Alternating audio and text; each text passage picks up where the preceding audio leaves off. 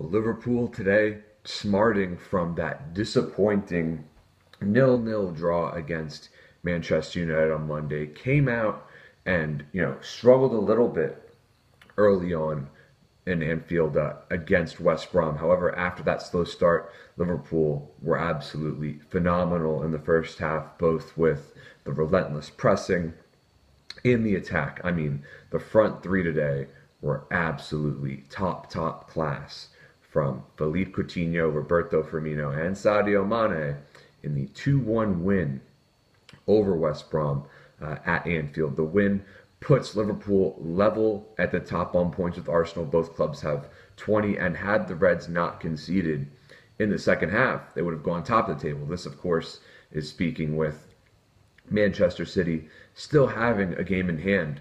But what can you say really about Firmino's cross? Of course, a great ball to set it up from Philippe Coutinho on the first goal, but Firmino's cross just sailed barely over the head of the West Brom defense. And, Sadio Mane made no mistake with a silky smooth finish past West Brom's keeper, Ben Foster. So, just a terrific goal there. It was a great way to kind of break down the bus that Tony Pulis has built at West Brom for games like this. They're always all about trying to nick a 1-0 result against the more attacking, superior opposition. And of course, that plan went haywire very early on. So, that second goal, really, the way Coutinho took it down, controlled the ball, he just really humiliated that pair of West Brom defenders there, faking the left foot shot, cutting it back in, and then leaving Foster practically hopeless. Of course, that was set up by Foster's terrible clearance, and he was very upset afterwards. I would hope he was upset with himself, because really, I think he's the main guy at fault there. Really just set up Mane perfectly to play it to Coutinho. And really, the man of the match for me, of course, any one of the front three could be chosen. For me, it's got to be Firmino. His skills were unbelievable. He got some foul because West Brom defenders couldn't keep up with him. His back heels, his first touches, his flicks, especially, just so much electricity and flow that he puts into the Liverpool attack. And of course, it was great to see Adam Lallana back.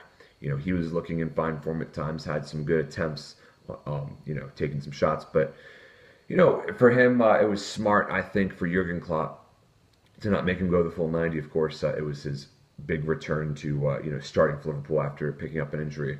So, you're seeing now, really, the announcers on NBC were saying, Lallana is in the form of his time at Liverpool. He's probably in the form of his life, really. He's just a fantastic player, very much undroppable. When you have Lallana fit and all the other guys up top fit, it's going to be next to impossible for Sturridge or Origi, for that matter, to crack the lineup when everyone is, clicking on full cylinders like they were doing in the first half.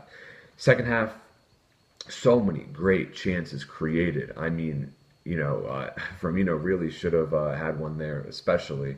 It got frustrating. You could feel the nervous energy kind of permeating around Anfield, and it really picked up, of course, once West Brom scored off a corner.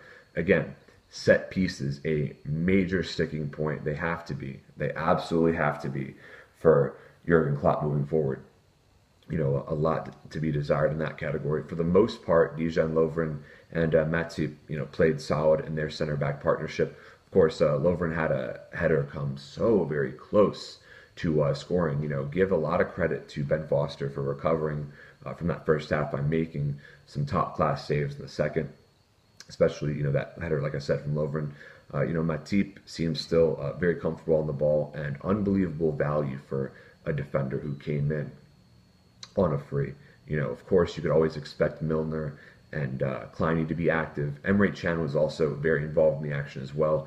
I still think he's polishing him off some rust, honestly, from that injury. He had some really rough attempts on goal, but seemed pretty composed off the ball, and of course is never afraid to make an important tackle. So, all in all, just it's more than anything, these 3 points are a relief. Liverpool too many times in the past have scored two, gone up 2-0, and conceded two and, inexplicably drew. That was going to be a really tough pill to swallow had it occurred today, coming off that Man U frustration. So all in all, major relief for Liverpool. Again, level on points at the top with Man City still having a game in hand. This is a team that is, every week it seems, making more of a serious case to say that the Reds can contend for the title. So as always, Reds fans, you'll never walk alone.